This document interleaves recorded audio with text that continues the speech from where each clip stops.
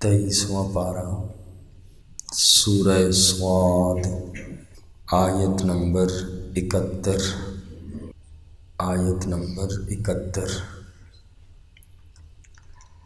اعوذ باللہ من الشیطان الرجیم بسم اللہ الرحمن الرحیم اذ قال ربک،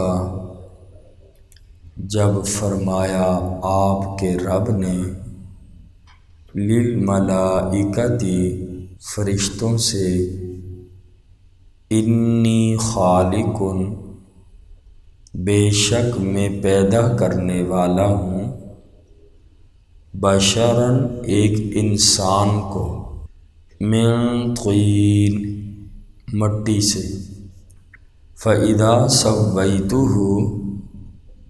پھر جب میں اس کو مکمل بنا چکوں، ونفخت فیہ، اور میں اس میں پھونک دوں، من روحی، اپنی طرف سے روح، فقعوا لہ، تم گر جانا اس کے سامنے، ساجدین، سجدہ کرتے ہوئے، فسجد الملائکۃ کلہم، پس سجدہ کیا سب فرشتوں نے، اجمعون، اکٹھے۔ گزشتہ آیات پاک میں بات گزری تھی ملأ اعلیٰ، جو عالم بالا کے فرشتے ہیں، ان کی آپس کی بات چیت کے حوالے سے بات گزری تھی کہ جو آپس میں بحث و مباحثہ کر رہے تھے، تو ایک تفسیر ان میں یہ بیان فرمائی کہ وہ بحث و مباحثہ کس چیز کے بارے میں کر رہے تھے۔ تو قرآن نے فرمایا ایک تفسیر کے مطابق تخلیق آدم کے بارے میں وہ فرشتے آپس میں بحث و مباحثہ کر رہے تھے۔ حضرت آدم علیہ السلام کی پیدائش کے متعلق چند باتیں سماعت فرما لیں، پھر انشاءاللہ اگلی آیات کی تفسیر کریں گے کہ حضرت آدم علیہ السلام سب سے پہلے انسان، اور انہی سے انسانوں کی ابتدا ہوئی۔ اس سے پہلے جنات، فرشتے، یہ کئی ہزار سال پہلے انسان سے بھی پہلے کی مخلوق ہے۔ انسان کی ابتدا حضرت سیدنا آدم علیہ السلام سے ہوتی ہے۔ اللہ نے حضرت آدم علیہ السلام کو کیسے پیدا کیا؟ تفسیر عزیزی کے اندر یہ بات لکھی ہے کہ اللہ پاک نے حضرت جبرائیل علیہ السلام کو حکم دیا کہ زمین سے ایک مٹھی مٹی کی اٹھا کر لاؤ۔ حضرت جبرائیل علیہ السلام زمین پر آئے، اور جب مٹی اٹھانے لگے تو زمین کہنے لگی کہ میں خدا کی پناہ چاہتی ہوں اس بات سے کہ مجھ سے کچھ حصہ کم کیا جائے۔ جبرائیل علیہ السلام واپس آ گئے اللہ کے دربار میں۔ اللہ تیری پناہ مانگتی تھی زمین، میں نے تیرے نام کا ادب کیا، میں مٹی نہیں اٹھا سکا۔ اور پھر اللہ کریم نے حضرت میکائیل کو بھیجا، اور انہوں نے بھی زمین کو اللہ کے نام کا ادب کرتے ہوئے پناہ دے دی۔ حضرت اسرافیل علیہ السلام کو بھیجا تو انہوں نے بھی ایسے ہی کیا۔ پھر اللہ کریم نے حضرت عزرائیل علیہ السلام کو بھیجا، زمین نے پناہ مانگی۔ حضرت عزرائیل علیہ السلام نے فرمایا میں اس بات سے پناہ مانگتا ہوں کہ اللہ کے حکم پر عمل کیے بغیر میں واپس چلا جاؤں۔ میں اللہ کے حکم کو ہر حال میں پورا کروں گا، میں بھی اللہ کی پناہ چاہتا ہوں۔ اور حضرت عزرائیل علیہ السلام نے مٹی اٹھا لی، اور اللہ کریم نے حضرت اسرائیل علیہ السلام کو روح قبض کرنے کا کام بھی سپرد فرما دیا۔ فرمایا کہ تم نے اس مٹی کو الگ کیا اور تم ہی نے اس مٹی کو ملانا بھی ہے، اور ان کا نام ملک الموت بھی ہے، یعنی موت کا فرشتہ۔ اور اسی طرح تفسیر ساوی کے اندر یہ بات لکھی ہے، رسول اللہ صلی اللہ علیہ وسلم کی حدیث پاک ہے، فرمایا کہ اللہ کریم نے حضرت آدم کو مٹی سے پیدا فرمایا، اور یہ مٹی تمام روئے زمین سے لی گئی، پوری دنیا سے مختلف جگہوں سے اٹھائی گئی، اور اسی وجہ سے حضرت آدم علیہ السلام کی جو اولاد ہے انسان، وہ بھی زمین کے اندازے پر آئی ہے۔ جیسے مٹی جو ہے وہ سرخ ہوتی ہے، سفید بھی ہوتی ہے، کالی بھی ہوتی ہے، درمیانے قسم کے بھی، اور مٹی نرم بھی ہوتی ہے، سخت بھی ہوتی ہے، پاک بھی ہوتی ہے، ناپاک بھی ہوتی ہے۔ تو اسی طرح اولاد آدم بھی زمین کے اندازے پر آئی ہے، اسی نسبتوں ہی کی وجہ سے۔ اور بعض مفسرین نے یہ لکھا ہے کہ حضرت آدم علیہ السلام کی مٹی میں 60 قسم کے رنگ شامل تھے، اور وہ تمام حضرت آدم علیہ السلام کی اولاد میں پائے جاتے ہیں۔ اور آپ نے دیکھا قرآن کریم میں مختلف جگہوں پر حضرت آدم علیہ السلام کی پیدائش کا ذکر کیا گیا، مختلف صیغے استعمال کیے گئے، جیسے کہ یہاں بھی قرآن کریم میں فرمایا انی خالقم بشرم من طین، کہ بے شک میں پیدا کرنے والا ہوں ایک انسان کو من طین، مٹی سے۔ کہیں پہ طین کا لفظ آیا، کہیں پہ تراب کا لفظ آیا، تراب بھی مٹی کو کہتے ہیں، اور ایک جگہ پر من طین لازب آیا، طین لازب، اور ایک جگہ پہ صلصال من حمأ مسنون، کہ انسان کی پیدائش اس مٹی سے ہوئی۔ ایک جگہ پہ فرمایا صلصال کالفخار، فخار کی مٹی سے ہوئی۔ ایک جگہ فرمایا سلالۃ من طین، اور مٹی کے خلاصے سے۔ یہ مختلف قسم کے صیغے انسان کی پیدائش کے متعلق اللہ نے قرآن میں مختلف جگہ مختلف چیزیں استعمال فرمائیں۔ تو سب سے پہلی چیز ہے تراب۔ سورہ مومن آیت نمبر 67 میں فرمایا هو الذی خلقکم من تراب، اللہ کی ذات وہ ذات ہے کہ جس نے تمہیں پیدا کیا تراب سے۔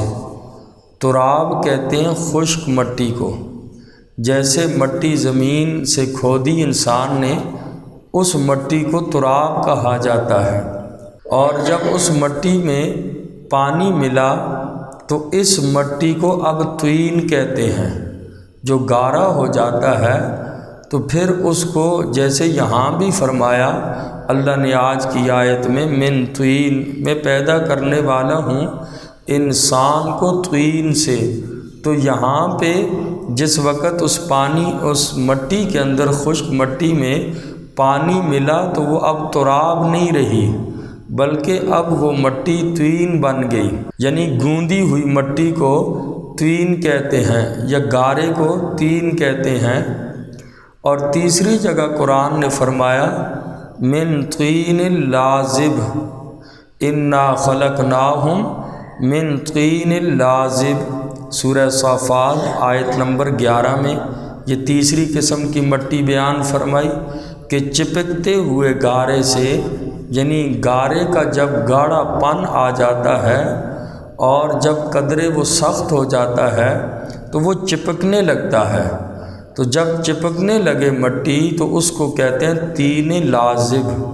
یہ انسان کی مٹی پہ تیسرا دور گزرا، طین لازب، کہ اس کو کچھ عرصہ خمیر کرنے کے لیے رکھی گئی، اور پھر جو ہے وہ چپکنے والی مٹی بن گئی۔ پھر چوتھے نمبر پہ فرمایا صلصال من حمأ مسنون، خشک ہونے لگے، جب وہ گارا خشک ہونے لگے تو اس میں بو سی پیدا ہوتی ہے، تو اس کو کہتے ہیں صلصال من حمأ مسنون۔ سورہ حجر میں اللہ نے فرمایا وَلَقَدْ خَلَقْنَا الْإِنسَانَ مِنْ صَلْصَالٍ مِنْ حَمَإٍ مَسْنُونٍ، کہ ہم نے انسان کو پیدا کیا خشک بجنے والے گارے سے۔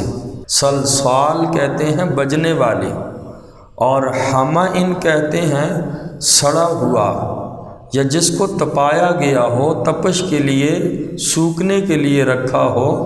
اور مسنون کہتے ہیں متغیر، جس کا انداز بدل جائے، بدبودار ہو جائے۔ تو صلصال بجنے والا، حمأ سڑا ہوا، مسنون بدبودار۔ اور 5ویں نمبر پہ قرآن نے فرمایا صلصال کالفخار۔ سورہ رحمان آیت نمبر 14 میں فرمایا خلق الانسان من صلصال کالفخار، ہم نے انسان کو پیدا کیا ٹھیکری کی طرح بجنے والی مٹی سے۔ ٹھیکری جیسے گڑھے کی ہو یا کسی اور چیز کی ہو، تو ٹھیکری جو ہوتی ہے تو اس کو کہا جاتا ہے فخار، ٹھیکرے کی طرح بجنے والی مٹی سے۔ جب تپانے اور جلانے کا عمل مکمل ہوا اور تو گارا خشک کر پک گیا، اس کو فخار کہتے ہیں، ٹھیکری کی طرح ہو گیا، اور یعنی کہ اس کی نفاست میں مزید اضافہ ہو گیا۔ اور آخری چیز فرمائی سلالۃ من طین، وَلَقَدْ خَلَقْنَا الْإِنسَانَ مِنْ سُلَالَةٍ مِّن طِينٍ۔ اللہ فرماتے ہیں البتہ تحقیق ہم نے انسان کو پیدا کیا مٹی کے خلاصے سے۔ گارے کے اس صاف اور خالص نچوڑ کی طرف اشارہ ہے کہ جس میں اصل جوہر کو چن لیا جاتا ہے، یعنی وہ چیز بالکل صاف ستھری، آخری جو اس کے صاف اور ستھرائی میں آخری جو ٹچ ہوتا ہے اس کو سلالۃ من طین کہتے ہیں، کہ مٹی کا جو خلاصے سے پیدا کیا۔ جیسے آپ کوئی برتن بنائیں تو برتن کے لیے پہلے مٹی کو کتنے دن رکھا جاتا ہے، سارے مراحل سے آخر میں آگ میں ڈال کر بالکل آخر میں بالکل تیار ہو جاتا ہے، اس کو سلالہ کہتے ہیں۔ تو انسان کی پیدائش بھی، حضرت آدم علیہ السلام کی پیدائش کے بارے میں بھی 6 مٹیوں کا قرآن نے ذکر کیا۔ تو یہ 6 مٹیاں، مٹی ایک ہی ہے لیکن اس مٹی پہ کوئی دور گزرے ہیں۔ پانی ملایا، پانی ملانے کے بعد وہ گارا بنا، گوندا گیا، اور پھر اسی طریقے سے چپکتی ہوئی خمیری یعنی ہو گئی، اور پھر اس کے بعد اس کو سکھایا گیا، اور پھر یہ خشک ہو گئی ٹھیکری کی طرح، اور پھر بالکل آخر پہ سلالۃ من طین بن گئی، یعنی بالکل صاف ستھرا، جس میں اصل جوہر کو چن لیا جاتا ہے، خالص چیز سامنے آتی ہے، باقی جتنی بھی زائد چیز ہوتی ہے وہ ختم ہو جاتی ہے، اس کو من سلالہ کہتے ہیں۔ یہاں پر بعض مفسرین نے ایک واقعہ بیان کیا ہے حضرت آدم علیہ السلام کی پیدائش کے متعلق، کہ جس وقت اللہ نے حضرت آدم علیہ السلام کو پیدا کیا، بنایا، تو باقی فرشتوں نے دیکھا تو حضرت آدم علیہ السلام کے اس مٹی سے بنائے ہوئے پتلے کو تو خوش ہوئے۔ شیطان آیا، اس نے نفرت کا اظہار کیا اور کہنے لگا کہ اللہ نے اس کو ہم پر فضیلت دی ہے، اور یہ دیکھ کر اس نے تھوک دیا۔ یہ روایت بیان کی جاتی ہے لیکن ثابت نہیں ہے، بے بنیاد روایت ہے۔ جب شیطان نے دیکھ کر تھوک دیا، اور وہ تھوک شیطان کی وہ ناف پہ حضرت آدم کے ناف پر لگی، اللہ نے جبرائیل کو حکم دیا کہ اس کو نکالو۔ پھر اللہ نے اس مٹی سے کتے کی تخلیق کی۔ یہ تفسیروں کے اندر بھی واقعہ لکھا ہے، اسی لیے کہتے ہیں کہ کتے کے اندر 3 خصلتیں اور عادتیں ہوتی ہیں۔ ایک تو یہ ہے کہ یہ آدمی سے جلدی مانوس ہو جاتا ہے، رات کو جاگتا رہتا ہے اور آدمی کو کاٹتا بھی ہے۔ تو مانوس اس لیے ہوا کہ مٹی حضرت آدم کی تھی، اور رات کو جاگتا اس لیے ہے کہ ہاتھ فرشتوں کے لگے، حضرت جبرائیل نے وہ مٹی باہر نکالی، اور فرشتے سونے والی عادت ہی نہیں ہے۔ آدمی کو کاٹتا اس لیے ہے کہ تھوک جو ہے وہ شیطان کی ہے، اور انسان کے جو ناف پر گڑا ہے یہ اسی بنا پر ہے۔ یہ روایت تفسیروں کے اندر لکھی ہوئی ہے، لیکن یہ روایت بے بنیاد روایت ہے، اس واقعے کو بیان نہیں کرنا چاہیے، اس کی کوئی سند نہیں ہے۔ تو حضرت آدم علیہ السلام کی کنیت کے حوالے سے ان کی کنیت ابو البشر ہے، یعنی انسانوں کے باپ۔ اور ایک حدیث میں فرمایا کہ حضرت آدم علیہ السلام کی جو کنیت ہے وہ ابو محمد ہے، اور حضرت آدم علیہ السلام فرمایا کہ تمام انسانوں کے والد ہیں۔ اور ایک روایت میں نبی کریم صلی اللہ علیہ وسلم سے ارشاد پاک ہے کہ کھجور کا احترام کیا کرو، کیونکہ یہ تمہارے والد آدم کی بچی ہوئی مٹی سے پیدا کی گئی۔ اور دوسری روایت کے بارے میں آتا ہے کہ کھجور، انار اور انگور کے بارے میں کہ یہ حضرت آدم علیہ السلام کی بچی ہوئی جو گوندی ہوئی مٹی تھی، اس سے بچی ہوئی چیزوں سے یہ 3 چیزیں بنائی گئیں۔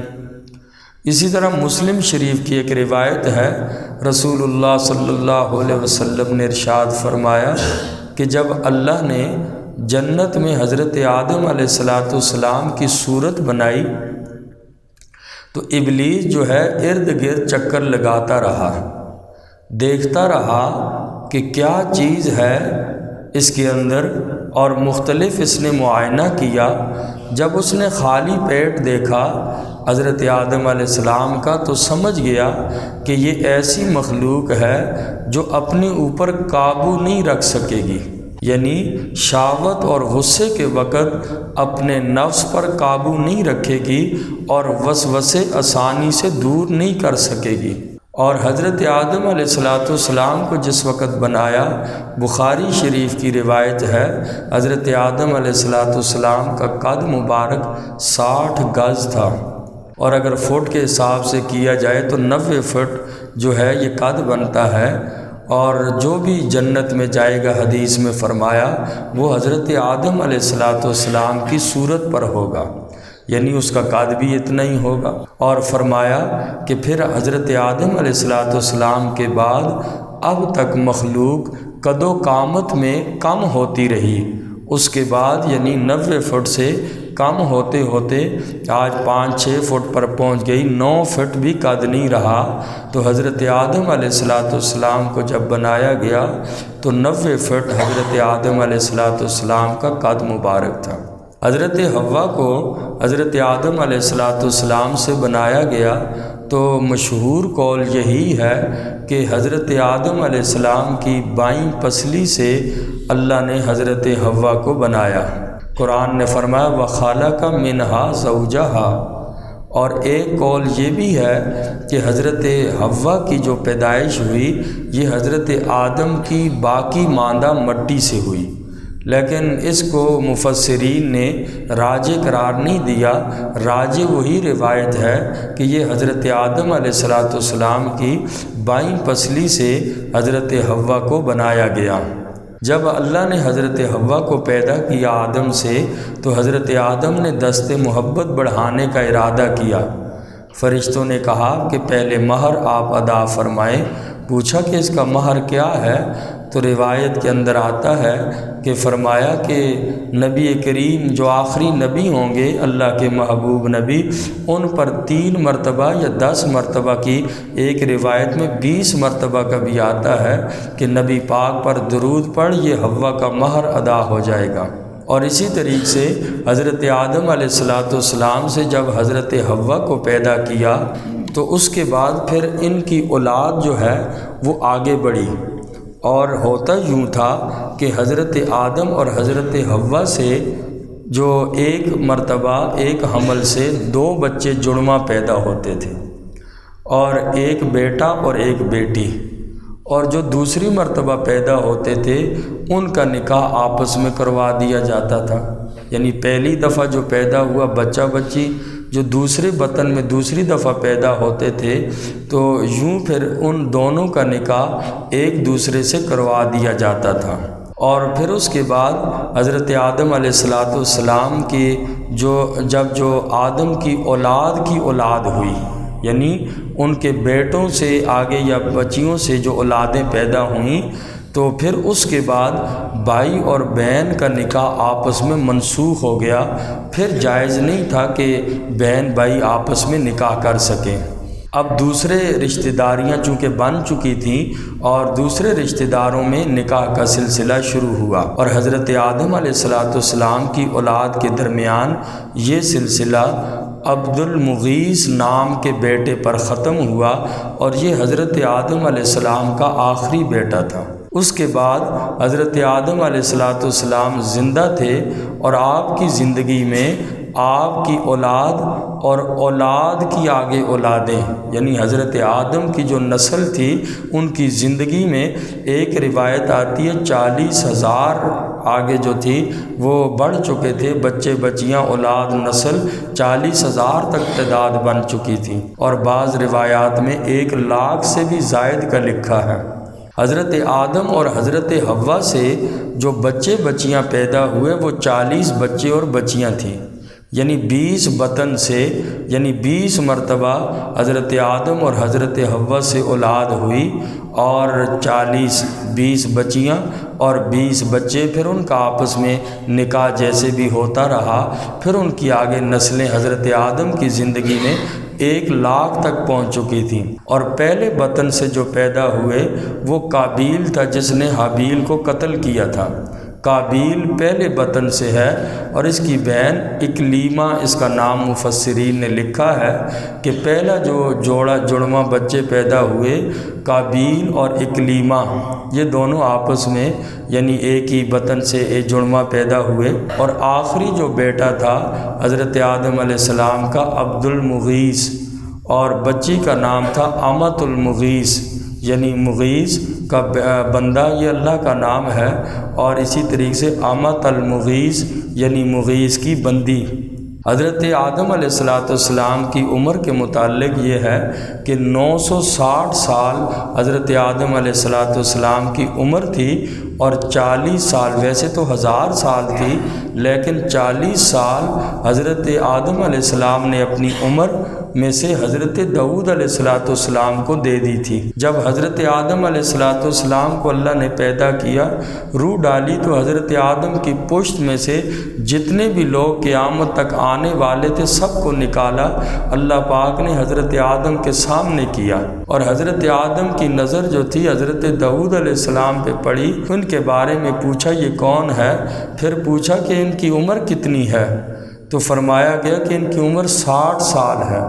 تو حضرت آدم علیہ السلام نے اپنی عمر میں سے 40 سال حضرت داؤد علیہ السلام کو دے دی تھی۔ چلیں باقی انشاءاللہ پھر کریں گے، اللہ تعالیٰ